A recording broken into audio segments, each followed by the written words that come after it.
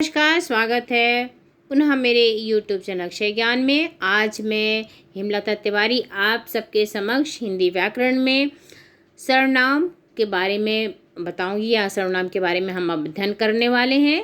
सर्वनाम शब्द का अर्थ होता है सबका नाम।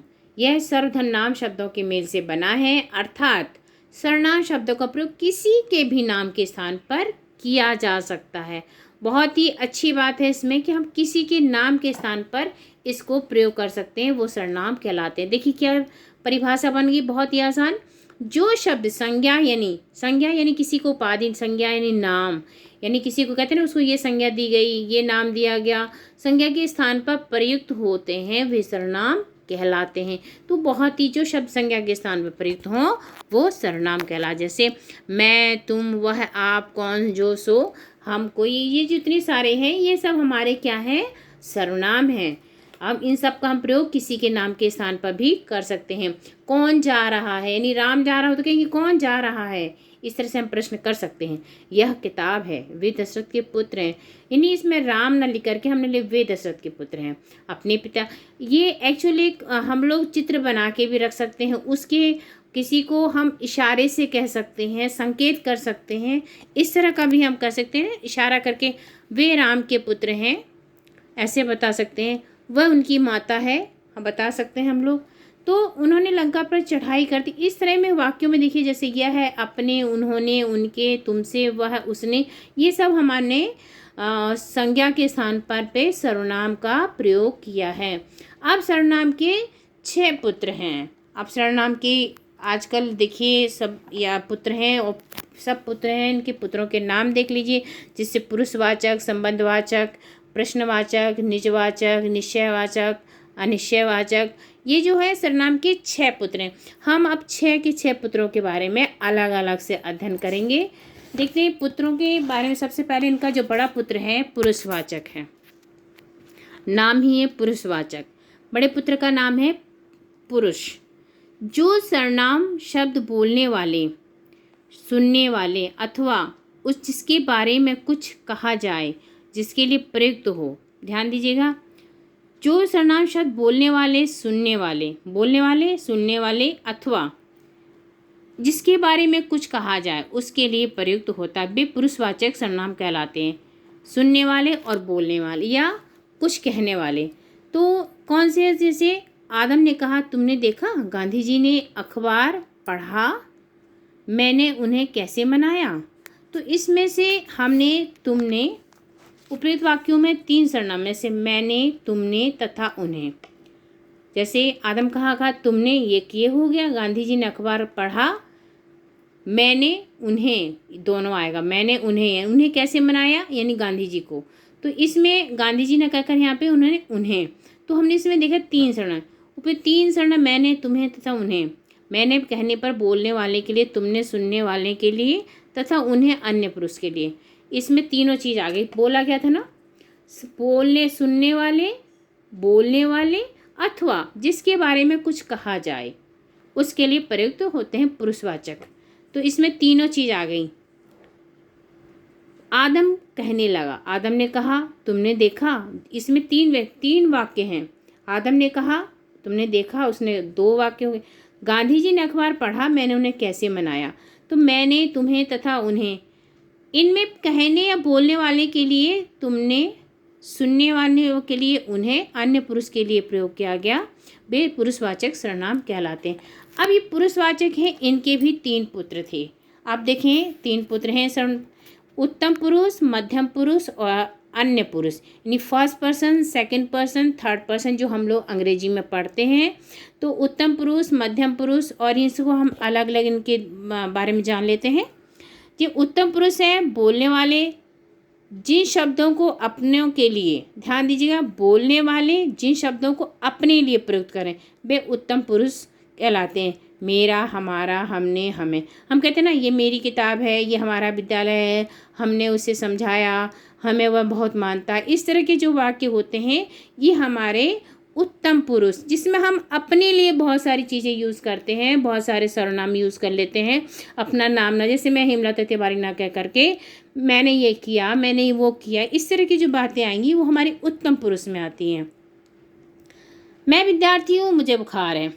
ठीक है, ये इसमें मैं और मुझे, ये दोनों हमारे क्या हुआ, उत्तम पुरुष। तो बहुत ही उत्तम पुरुष बहुत ही आसान, जो अपने लिए प्रयोग किए जाएं।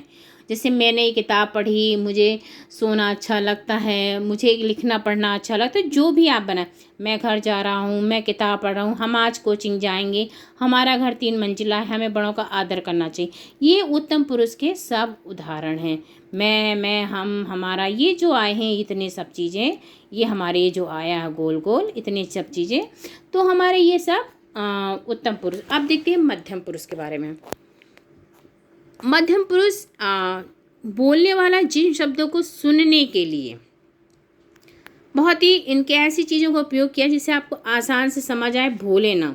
बोलने वाला जिन शब्दों को सुनने के लिए प्रयुक्त करे वे मध्यम पुरुष सर्वनाम कहलाते। जैसे तुम, तू, तुम्हें। जैसे तुमने काम किया, तू मुझे जानता है, तुम्हें कितनी बार कहा समय से आया करो। तो ये जो होते हैं मध्यम पुरुष है, यानी हम किसी को नाम न ले करके और संबोधित करते हैं, वो हमारे मध्यम पुरुष हैं। तुम्हारी माता जी बुला रही हैं, तुम्हें गृह कार्य करना होगा, तुम अभी तक खेल रहे हो, आप बैठिए। तो ये जो है, ये वाक्य जैसे तुम, तुम्हारी, आप, सब मध्यम पुरुष, ये हमने दूसरों के लिए, यानी दूसरों के लिए हमने प्रयोग किया। अपने लिए, स्वयं के लिए होता है वो उत्तम पुरुष है, जब हम दूसरों के लिए प्रयोग करते हैं वो मध्यम पुरुष होता है। अब हम देख लेते हैं, जैसे आप तुम, तुम्हारी, आप शब्द हमारे मध्यम पुरुष के उदाहरण है। अन्य पुरुषवाचक सर्वनाम में देखते हैं, बोलने वाला जिन शब्दों को ना तो अपने लिए, ध्यान दीजिएगा, ना अपने लिए तथा ना सुनने वाले के प्रयुक्त करें, बल्कि अन्य पुरुष के लिए प्रयोग करते हैं, वे अन्य पुरुषवाचक सर्वनाम कहलाते हैं। वह, उसने, वे, उन्होंने, उन्हें, उसे।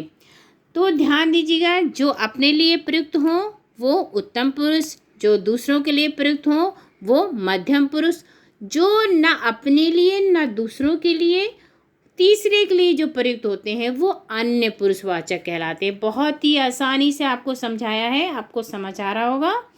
जैसे वह खिलौने से खेल रहा है, उपरोक्त वाक्य में वह शब्द बोलने वाले ने अन्य पुरुष के लिए, वह खिलौने से खेल रहा है के लिए अन्य पुरुष है, ये हम इसको जानते हैं। वह खिलौने से हमने कर दिया दूसरे संकेत, तो वह खिलौने से खेला, ये हम जान नहीं रहे हैं, वो हमारे लिए नहीं है ना दूसरे के लिए, क्योंकि ना परिचित नहीं है वो हमारा। अब हम पढ़ते हैं जो सर्वनाम का दूसरा पुत्र है हमारा निश्चयवाचक। ध्यान दीजिएगा, अभी हमने केवल एक ही पढ़ा है, अब दूसरा। जो सर्वनाम शब्द किसी पास या दूर की वस्तु को व्यक्ति की ओर निश्चयपूर्वक संकेत करते हुए उन्हें निश्चयपूर्वक सर्वनाम कहते हैं। जैसे यह, वह, ये, वे। ध्यान दीजिएगा, निश्चयवाचक में बिल्कुल बात कन्फर्म है, बिल्कुल निश्चित है। और कैसे है, पास या दूर की वस्तु, यानी कोई दूर रखी है वस्तु या पास की वस्तु, हम उसकी ओर इशारा करके जब हम बताएंगे तब वो निश्चयवाचक सर्वनाम कहलाते हैं। जैसे यह मेरी घड़ी है, हमने इशारा किया अपने पेन से, यह मेरा कॉपी है, यह मेरा मोबाइल है। वह राम का विद्यालय, इशारा किया दूर से या चित्र में दिखाया, वह राम का विद्यालय है। वह गीता की स्कूटी है, वे मेरे मित्र हैं। तो ये जो यह, वह और ये निश्चित है, हमें पता है इस चीज़ के बारे में कि मेरी ही घड़ी है। जिस चीज़ में हम बिल्कुल कंफर्म हो जाते हैं कि ये हम इशारा करके बोलते हैं वो निश्चयवाचक सर्वनाम कहलाते हैं। बहुत ही आसान है, जिसमें हम अपनी बात को कंफर्म करके कह लें और इशारा करके संकेत करके, कोई भी वस्तु पड़ी हो इसमें वस्तु ही आएगी, ठीक है, या कोई चीज़ हो, वस्तु हो, या दूर से हमें बताना हो। तो जैसे स्कूटी खड़ी थी तो हमें पता है कि हम यह गीता की स्कूटी है, हमें पता है इस चीज़ का, कन्फर्म है। उपयुक्त वाक्य में यह तथा वे शब्द किसी व्यक्ति या वस्तु की ओर निश्चयपूर्वक संकेत कर रहे हैं, अतः यह निश्चयवाचक सर्वनाम है। इसे संकेतवाचक सर्वनाम भी कहते हैं, क्योंकि हम इसमें संकेत कर लेते हैं ना, इसलिए इसको संकेतवाचक सर्वनाम भी कहते हैं। यह मेरा अवस्था है, वह मोहन का भाई, ये भी मुमताज के मित्र हैं। तो इसमें हमने बिल्कुल देख लिया कि हमें कंफर्म होती है जो चीज़, बिल्कुल निश्चित होती है, हमें पता होता है, वो हमारे निश्चय। अब इसी तरह अनिश्चय यानी तीसरा हमारा जो है सर्वनाम का भेद, जो सर्वनाम किसी निश्चित व्यक्ति या वस्तु की ओर संकेत ना करे, उसमें क्या था निश्चय वाले में, कन्फर्म, और इसमें जो अनिश्चित है जिसका हमें पता नहीं है, जैसे उसको हम अनिश्चयवाचक सर्वनाम कहते हैं। जैसे कोई, कुछ, किसी, को, हम मतलब ये नहीं। देखिए, हमने देखा पापा जी के साथ कोई आया, साथ में हाथ में कुछ पकड़े हुए था। हमें नहीं पता पापा के साथ कौन आया ले और क्या लेके आया, लेकिन कोई आया, क्योंकि हमें कंफर्म नहीं है कि वो कौन है, तो इसलिए यह अनिश्चयवाचक। हमने देखा, हमने पापा जी के साथ कोई, एक कोई आ गया, वे हाथ में कुछ पकड़े, 3 सर्वनाम इसमें आ गए। अगर हमें इस वाक्य में से सर्वनाम छांटना होगा, हमने, वे, कुछ, कोई। अगर अनिश्चयवाचक है तो कोई, कुछ, 2 आ जाएंगे। ठीक है। कोई कुछ शब्दों में किसी विशेष वस्तु या व्यक्ति का निश्चय नहीं हो पा रहा, अतः ये अनिश्चयवाचक है। वैसे तो हमने देखा इसमें और भी, वे हाथ में कुछ पकड़े हुए थे। हमने देखा जब हम इसमें से अनिश्चयवाचक सर्वनाम छांटना होगा तो इसमें से कोई और कुछ 2 ही हमारे, कोई, ये कुछ और कोई, ये 2 ही होंगे। अब आता है हमारा चौथा सर्वनाम, संबंधवाचक सर्वनाम। जो सर्वनाम शब्द वाक्य में किसी दूसरे सर्वनाम से संबंध बताता हो। देखिए बात, जो सर्वनाम शब्द वाक्य में किसी दूसरे सर्वनाम से संबंध बताता हो वह संबंधवाचक सर्वनाम कहलाता है। जैसे जो, सो, वह, जैसा, वैसा। जैसे हम लोग उदाहरण देखते हैं, जो अभ्यास करेगा वह अवश्य जीतेगा, मतलब जो अभ्यास करेगा वही जीतेगा, यानी आपस में इसका संबंध है। अगर अभ्यास नहीं करेगा तो जीतेगा नहीं। जो मेहनत करेगा वो सफल भी होगा, और जो मेहनत नहीं करेगा वो सफल नहीं होगा, यानी जो का और वह का सफल है। जैसा करोगे वैसा भरोगे, जिसने खोया उसने पाया। तो ये जो हमारे वाक्य, इनका आपस में संबंध है। अगर जैसा करोगे, अगर हम वैसा नहीं, जैसा करोगे भरोगे, ये तो नहीं है, वैसा भरोगे, जैसा तुम करोगे वैसा मिलेगा, जैसी करनी वैसी भरनी। तो हम लोग क्यों कहें, टिट फॉर टैट कहते हैं ना, इसीलिए आपस में इनका संबंध है। उपयुक्त वाक्यों में जो, सो शब्द आए हैं, जो, सो 2 सर्वनामों में संबंध है। जो और सो का आपस में जो 2 सर्वनाम है, आपस में इनका संबंध है, इसलिए ये संबंधवाचक। संबंध का मतलब होता है आपस में जोड़, रिलेशन। तो संबंध नाम से स्पष्ट हो रहा है इसमें बिल्कुल। अब हमारा 5वां भेद है सर्वनाम का प्रश्नवाचक सर्वनाम, जिसमें जिन सर्वनाम शब्दों का प्रयोग प्रश्न पूछने के लिए किया जाता है। यदि हमें किसी से कोई प्रश्न पूछा है तो सर्वनाम जैसे कौन आया, क्या कर रहे हो, किसने कहा, क्यों कहा, किसके साथ जा रहे हो, क्यों जा रहे हो, इस तरह के जो प्रश्न होते हैं उसके लिए हम प्रश्नवाचक सर्वनाम का प्रयोग करते हैं। यदि क्यों राम तुमने ऐसा क्यों किया, तो हमने इसमें जो क्यों लगाया, किससे लगाया, कि हमारे प्रश्नवाचक सर्वनाम कहलाएंगे। जैसे देख लें, चारपाई पर कौन बैठा है, तुमने आज क्या पढ़ा, कौन पढ़ रहा है, क्या पढ़ा जा रहा है, आपको किससे मिलना है। उपयुक्त वाक्यों में कौन, क्या सर्वनाम शब्द प्रश्न पूछे जा रहे हैं, इनके द्वारा वाक्य प्रश्नवाचक बन गए हैं। ये प्रश्नवाचक सर्वनाम हैं। जिनसे हमारा वाक्य प्रश्नवाचक बन जाए वो हमारा प्रश्नवाचक सर्वनाम है। जिन वाक्यों से नहीं, जिन शब्दों के प्रयोग से हमारा वाक्य प्रश्नवाचक बन जाए वो प्रश्नवाचक सर्वनाम कहलाते हैं। जैसे कौन, क्या, किसने, किसे, इन शब्दों का प्रयोग करके, जैसे चारपाई पे कौन बैठा है, तुमने आज क्या पढ़ा, कौन मतलब क्या पढ़ाया जा रहा है स्कूल में, हम जो प्रश्न पूछते हैं वो सब हमारे इसमें आते हैं। अब हमारा तीसरा छठा और अंतिम सर्वनाम का भेद है निजवाचक सर्वनाम।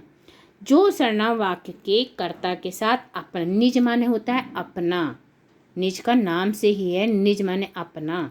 जो सर्वनाम वाक्य के कर्ता के साथ अपनापन बतलाने के लिए आते हैं उन्हें निजवाचक, जिनसे ये लगे कि ये हमारा अपना है। आप, स्वयं, खुद, अपने आप, ये थे ना, स्वयं अपना काम करो, खुद पे विश्वास रखो, अपने आप पे विश्वास रखो, आप बहुत अच्छे हो।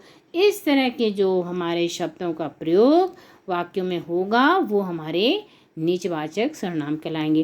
जैसे गांधी जी अपने पत्रों का जवाब अपने आप देते थे, भाई उनको कोई नहीं अपने आप अपने प्रश्न लिया और दे भी दिया।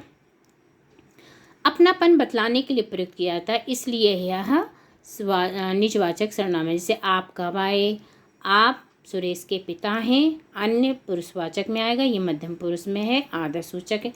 तो हमने ये इतने सर्वनाम के 6 भेद पढ़े। 6 भेदों को बहुत अच्छे से मैंने इसको समझाया और आप लोगों को कोशिश की है कि बहुत ही सरल शब्दों का प्रयोग भी किया ताकि आपको कभी भूले ना। और अच्छा लगता है तो आप लाइक सब्सक्राइब कीजिए और शेयर कीजिए अपने मित्रों के साथ और जुड़े रहिए हेमलता तिवारी के साथ।